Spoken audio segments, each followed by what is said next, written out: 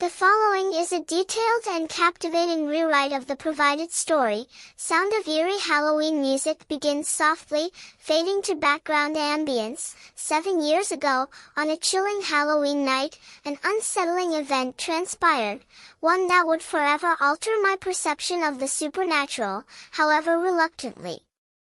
The clock neared midnight, casting the neighborhood in a deep hush. The streetlights flickered like distant, mocking eyes against the ink-black sky. Trick-or-treaters long since sought refuge from the biting autumn air, and even the neighbors across the way had ceased their playback of cheap Halloween sound effects. No more creaking doors or witch cackles disturbed the fragile quiet. Just me and my cousin, Q, huddled in the living room. Earlier that evening, my 4-year-old cousin had abandoned her treasured doll face down on the living room floor. It was one of those unnervingly realistic, baby-life dolls, with eyelids that fluttered closed and open. Q had loathed it from the moment it graced our home. She insisted it was creepy, a sentiment reinforced by her habit of hurling the thing down the rickety basement stairs. Though I found nothing inherently menacing about the doll, respecting Q's discomfort, I left it on the floor, assuming she'd reclaim it in the morning. For nearly half an hour, profound silence reigned in the house, broken only by the occasional rustle of leaves outside the window. Then, a sound sliced through the stillness. It was a harsh, rasping, shuffling noise, as if an old man were struggling for breath just beyond our windowpane. I spun around, my eyes locking onto Q. She stared back, her expression vacant for a fleeting moment before settling into a skeptical frown. "Did you hear that?" I whispered, though the sound had been deafening.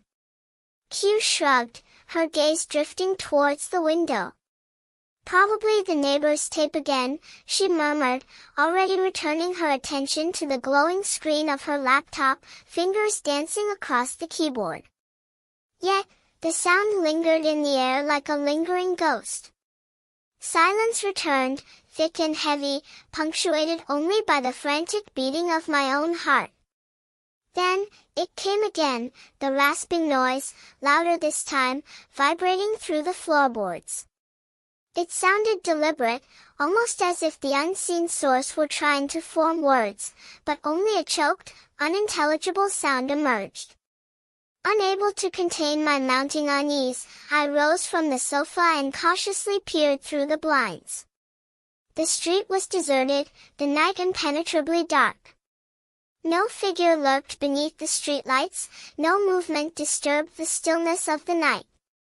"There's no one out there," I murmured, turning back to Q.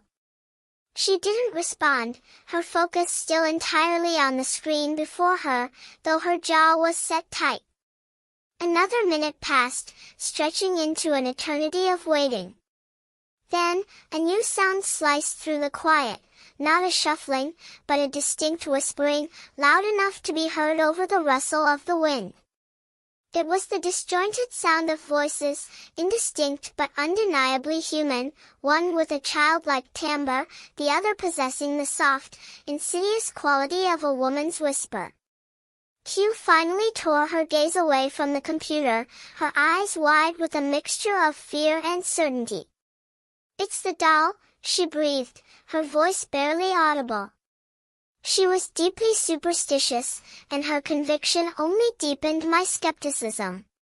"I don't believe in the paranormal," I stated firmly, my voice betraying a hint of unease. I leaned down, picked up the doll, and examined it closely. Its plastic eyes were shut, serene and unseeing. "It's fine," I said, half to myself, half to Q, "and anyway, it doesn't even have batteries. How could it be making sounds?" I carefully placed the doll back on the floor where I'd found it, expecting the whispers to cease. But they didn't. If anything, they grew louder, more distinct. The child's voice seemed to plead, while the woman's whispered words were obscured, yet chillingly chilling.